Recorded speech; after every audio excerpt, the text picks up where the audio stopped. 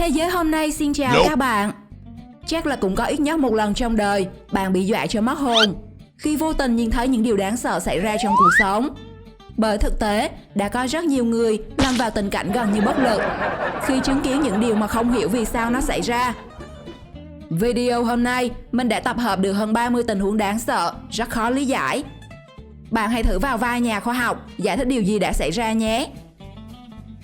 Camera vô tình quay lại 35 hành động đáng sợ mà không ai có thể lý giải được.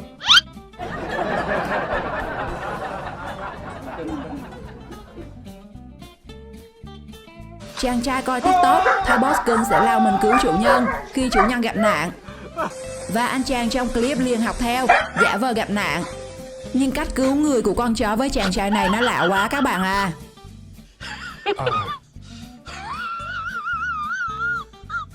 Ở diễn biến khác, cậu bé mới hổ báo đối đầu với con chó. Vừa ra chiêu xoay người lại thì con chó nhảy trồm lên. Hành động của nó thật đáng sợ. Liệu ai có thể giải thích vì sao nó lại làm thế không? Chàng trai chơi game hội chợ. Khả năng chơi game của anh ta khá đỉnh đấy. Nhưng điều mọi người thấy sợ là cách chàng trai ăn mừng. Dường như anh ta không thuộc về trái đất.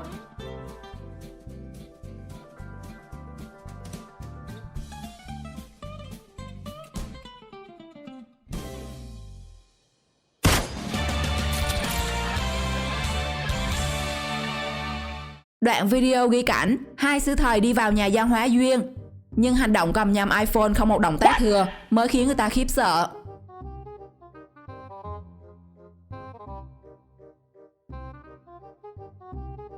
Chúng ta ai cũng dành cả sự nghiệp để đi đỗ xanh, nhưng chắc chắn cách đỗ xanh như cô gái này sẽ làm nhiều cánh mày râu phải lên huyết áp. Trong cách cô ấy bôi trơn vào vòi bơm xanh thật lạ. Có gì đó sai sai ở đây không các bạn?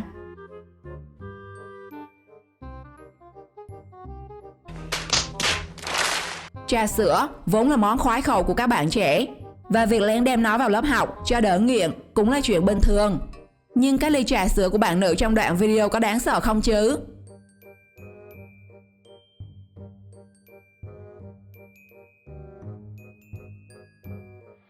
Không đẻ con gái đời không nể, quả không sai các bạn à. Như cô gái trong đoạn video này, chỉ cần kéo cơ thuốc thì có thể dùng chân đánh quả banh một cách chính xác vào lỗ. Sợ chưa nào?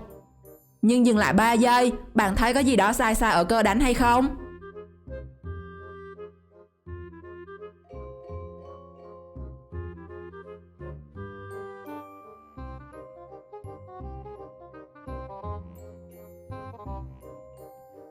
Hình ảnh cho thấy cô gái đang khoan tường, nhưng rồi lại dùng thêm chiếc búa.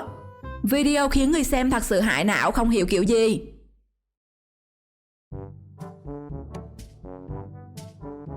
Chàng trai tham gia trò bị mắc đậm mục tiêu, nhưng mục tiêu nó lạ quá.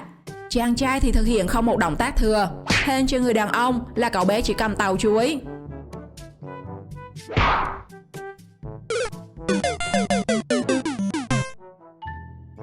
Dù ngày nay có nhiều video bắt mẹ mọi trò ảo thuật, nhưng với màn hô biến thần kỳ này, người ta vẫn không hiểu cô gái chui ra từ đâu. Có bạn nào giải thích được cô gái xuất hiện như thế nào không?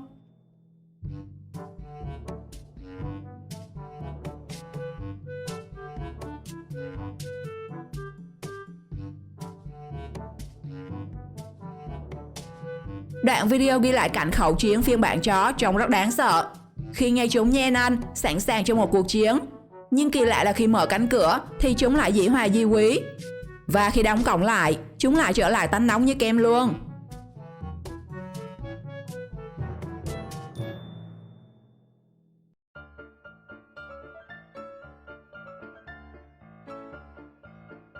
Thiên hạ thấy tàu lửa tránh còn không kịp, vậy mà con ngựa cứ nhất quyết nằm vạ để chặn tàu lửa. Nhất quyết không nhường đường cho tàu đi qua, dù cho ai có làm gì.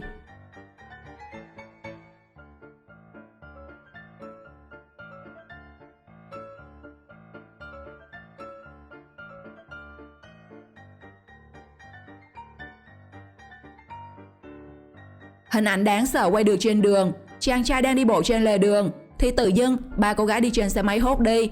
Theo các bạn, số phận của chàng trai rồi sẽ ra sao? Hãy comment ý kiến của bạn trong phần bình luận nhé.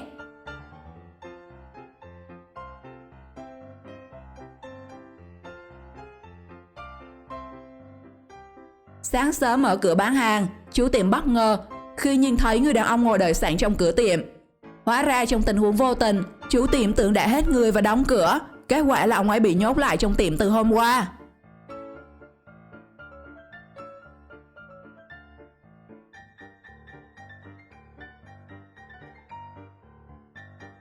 Camera vô tình quay được cảnh hai chàng trai xinh mít cự cãi dần đến đánh nhau. Nhưng điều đáng sợ và khó hiểu là vừa mới tung chiêu, cả hai liền ngã chỏng cảnh lên trời.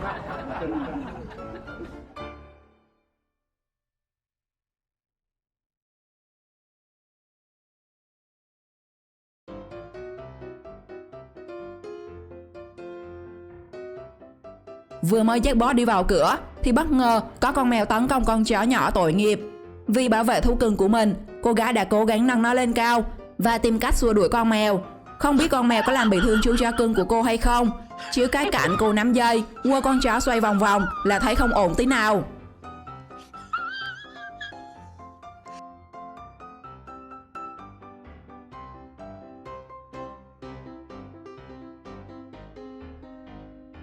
Có ai giải thích giúp mình vì sao những người đàn ông ngồi trên xe tải này lại đội nón bảo hiểm một cách nghiêm túc như vậy?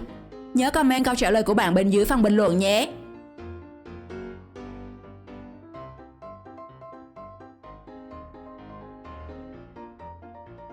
Camera hành trình của chiếc ô tô quay lại được. Ô tô dừng nhường đường cho người đàn ông đi bộ, nhưng cách di chuyển của ông ta khiến mọi người phải rối não. What?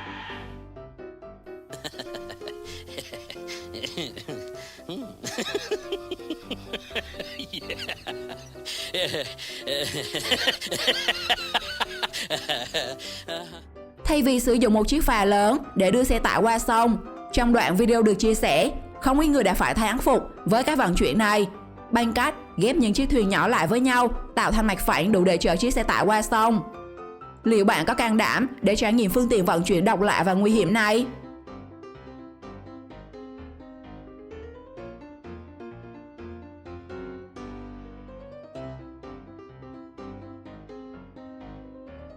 Các bạn có thắc mắc là cái tivi làm sao có thể xoay được như vậy? Cậu bé rõ ràng đã xoay nó rất dễ dàng, và rồi cuối cùng thì chiếc tivi lại bị ngã một cách kỳ lạ. Theo bạn vì sao?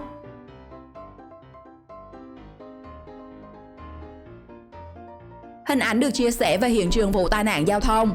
Các bên đã yêu cầu giữ nguyên hiện trường để chờ cảnh sát tới. Cảnh sát tới lâu quá, thậm chí có lẽ vì đói quá, trong lúc chờ lực lượng cảnh sát giao thông đến giải quyết, mà người đàn ông này nằm dưới gầm xe ô tô vẫn ăn uống một cách ngon lành.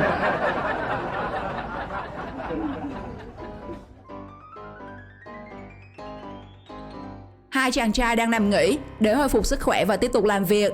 Và điều đáng sợ xảy ra khi chiếc giường như nổ tung.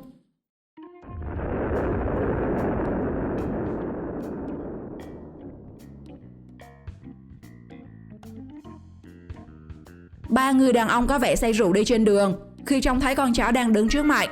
Và cái kết là ba người, một chó, nắm tay nắm chân, múa may xoay vòng.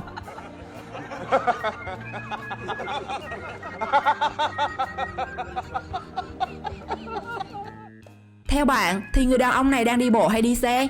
Dù vấn đề này khá là nan giải, nhưng bạn hãy comment lựa chọn của mình trong phần bình luận để mọi người biết nhé.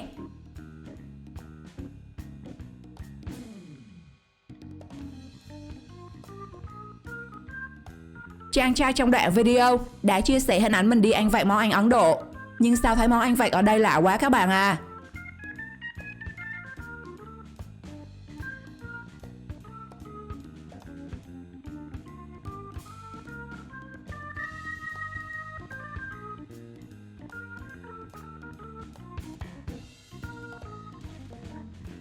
Đang tung tăng dắt tay nhau đi chợ, nhưng không hiểu vì lý do gì mà cặp đôi này lại cùng lúc ngã vào chảo cá một cách kỳ lạ đến vậy.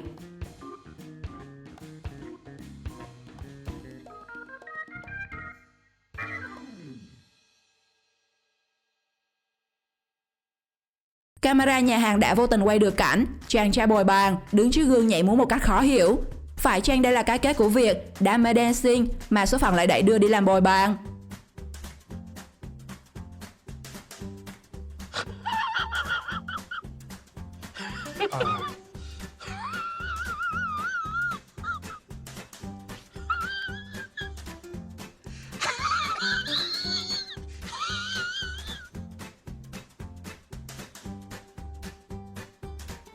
Chủ nhân đoạn clip này đã được fan hú hồn khi đang trò rùa anh thì bất ngờ xuất hiện vị khách không mời mà tới. Nope. Chắc các bạn sẽ phải sợ và khâm phục khả năng khó tin của người trong đoạn video này. Jack sẽ đạp qua vũng nước mà không làm ướt chân của mình theo một cách rất chi là gì và này nọ. Liệu các bạn có làm được như thế này hay không? Video đến đây là kết thúc. Theo bạn thì hành động nào là đáng sợ nhất? Hãy comment ý kiến của bạn cho mọi người biết trong phần bình luận. Giờ thì xin chào và hẹn gặp lại.